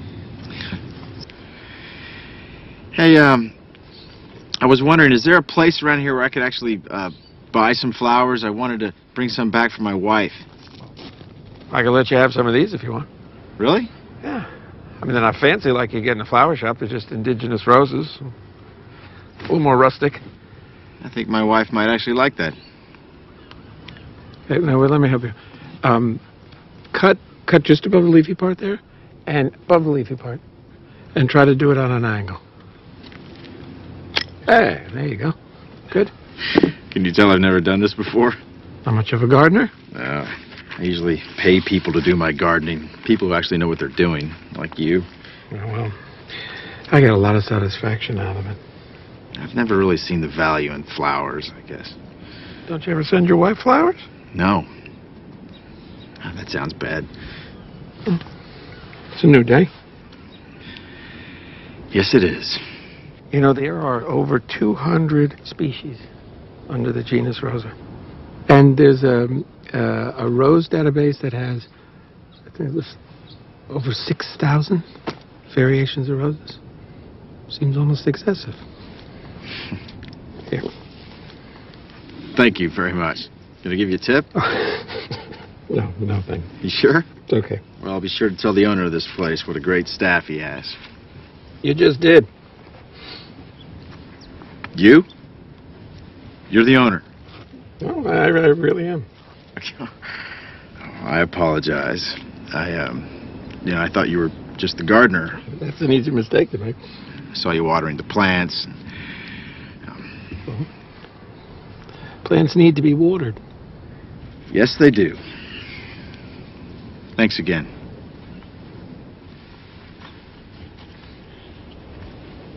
Can I ask you a favor? Yeah, sure. I'm here for a board meeting. Yeah, I know. You were at the House of Promise, right? Yes, and I've got to give this to the executive director, but I don't know what room she's in. Oh, I can find it. Well, actually, could you give it to her for me? Yeah, sure. Is it important? No, it's just some papers. Okay, yeah. And if you could give it to her this afternoon, after I've left. Yeah, I can do that. Appreciate it.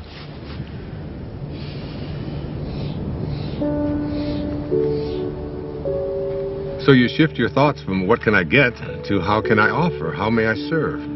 If your attention is off yourself and about giving, the universe will respond by giving back to you. The universe will say, how may I serve you? But you have to be in a place of service yourself.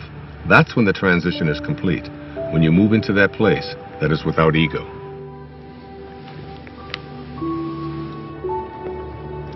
Hey there. Hi. Missed you yesterday. Had a great game. Yeah, got stuck in town. Yeah, I understand. Things come up. Yes, they do. How'd the meeting go? Nothing changed. They still need the money. But once they get the money, we'll see who gets the contract. See you in the city. All right, see you.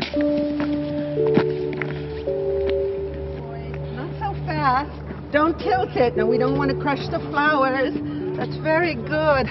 Oh, I'm telling you, you don't want to know how much these flowers cost. You know, it's the same florist the mayor uses.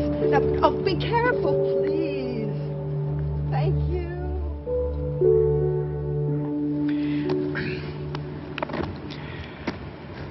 How about the name Rose if it's a girl?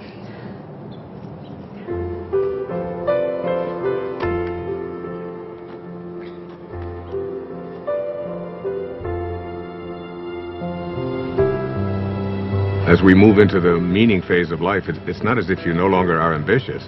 It's that you have ambition with meaning. You're ambitious about other things. So now your ambition is transformed into purpose, and you have to learn to become the observer and to step back. You begin to live in process, trusting where your source is taking you. You begin to detach from the outcome. And that detachment allows you to no longer be fighting. It allows things to just come to you.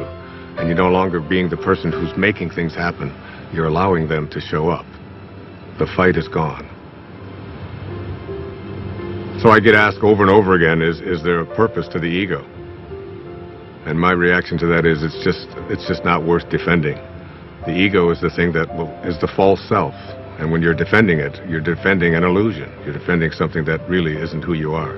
Your authentic self is way beyond the ego.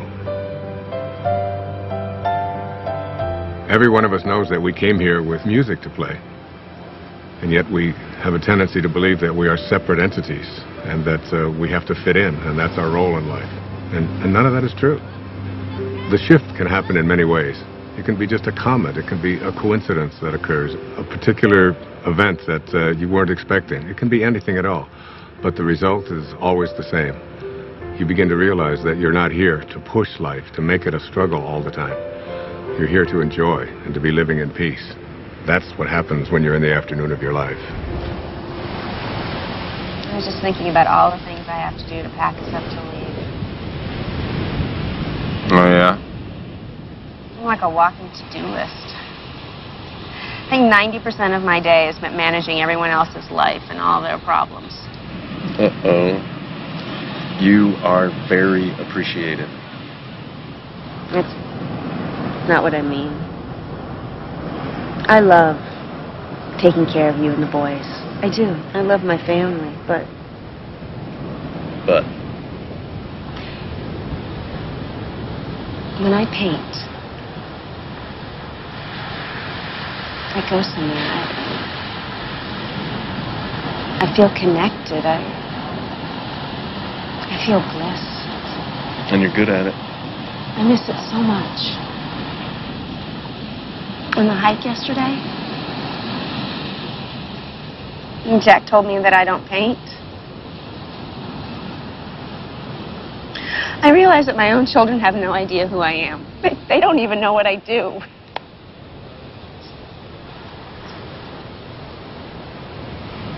So do it.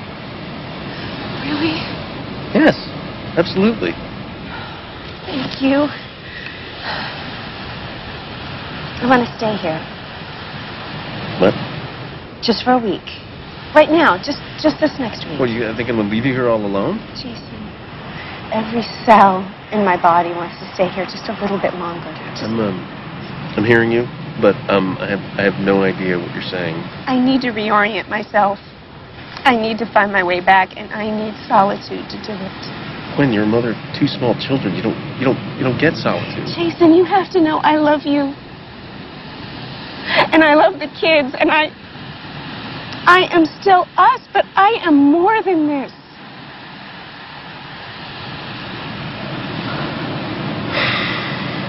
Okay. There's just one problem. See, I don't know how to do what you do. You'll be great. It's just for a week. You'll survive. And then we go back to normal. I don't know about that. Oh, you're good at this. Oh, that's not fair. You know what you're going to get good at? What? Laundry. I see lots of laundry in your future. That's great. That's great.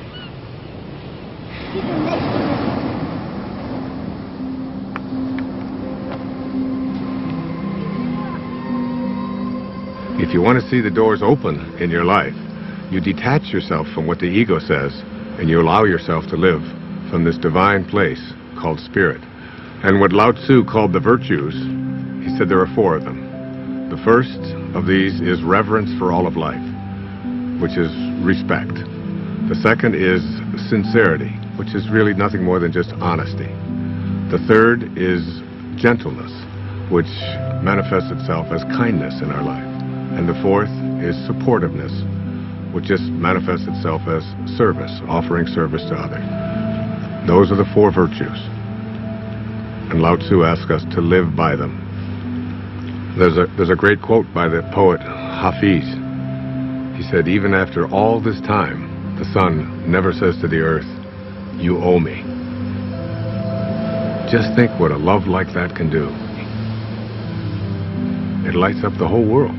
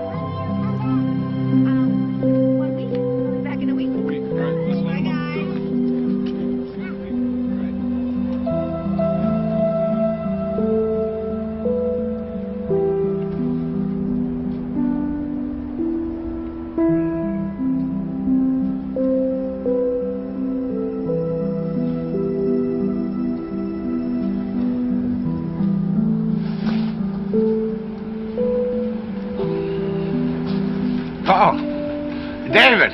Hey. Hi. How you doing? So did you get everything you need?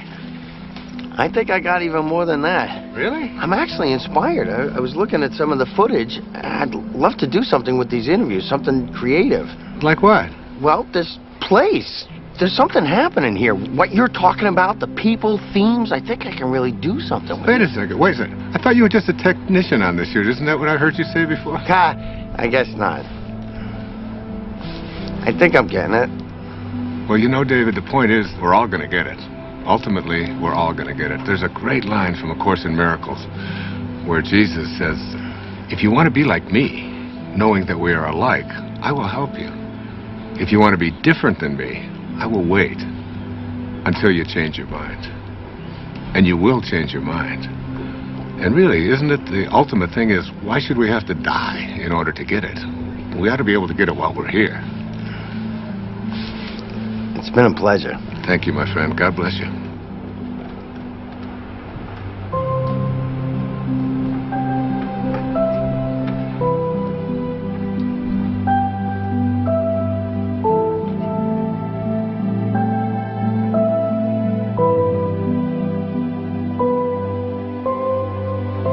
Nobody needs to ask the question, what is my purpose?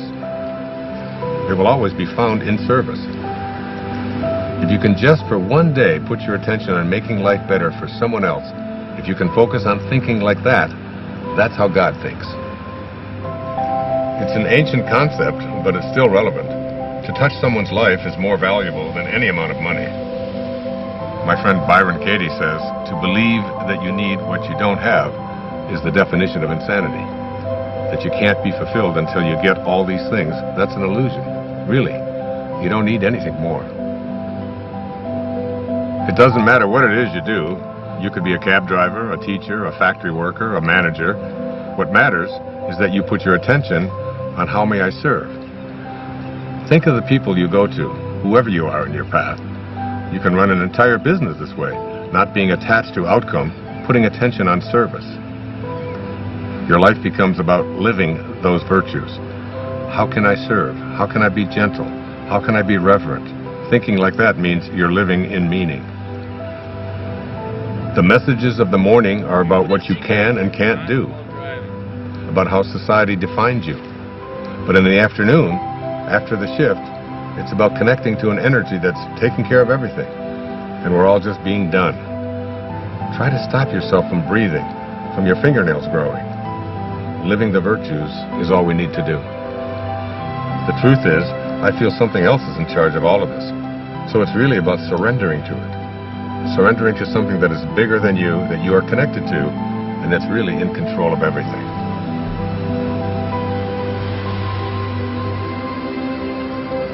There's a place deep within us that wants to feel fulfilled. That wants to know that my life has made a difference.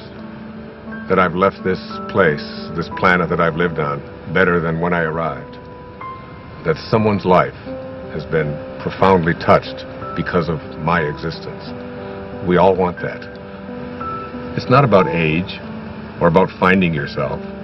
Whoever you are, at whatever age, you're only a thought away from changing your life.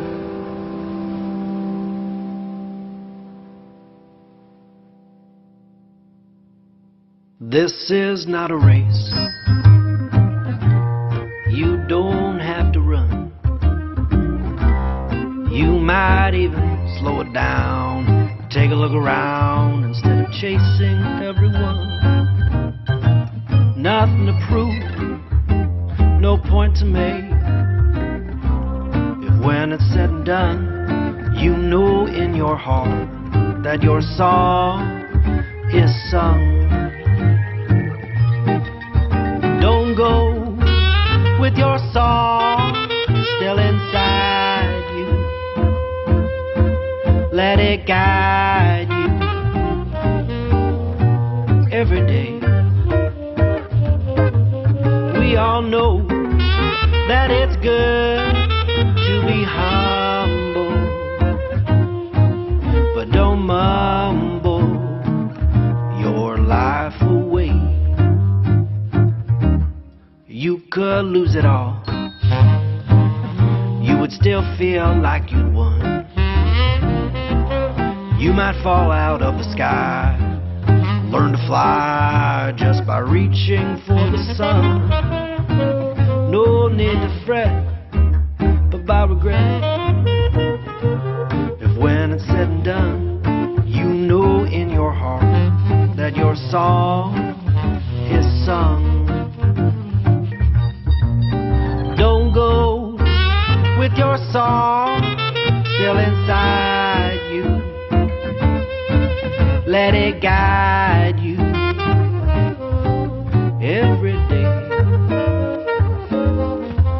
We all know that it's good to be humble, but don't grumble your life away. A little teamwork now. La la la la la. La la la la la. Low la low la low. Low la low la low. La la la la la la la. La la la la la la la. Low la low low low low. Low la low low low low. Rubber da scrub. Hobba de hobba do. Hooba da hooba de ha. Hooba de ho. Don't go with your song still inside you.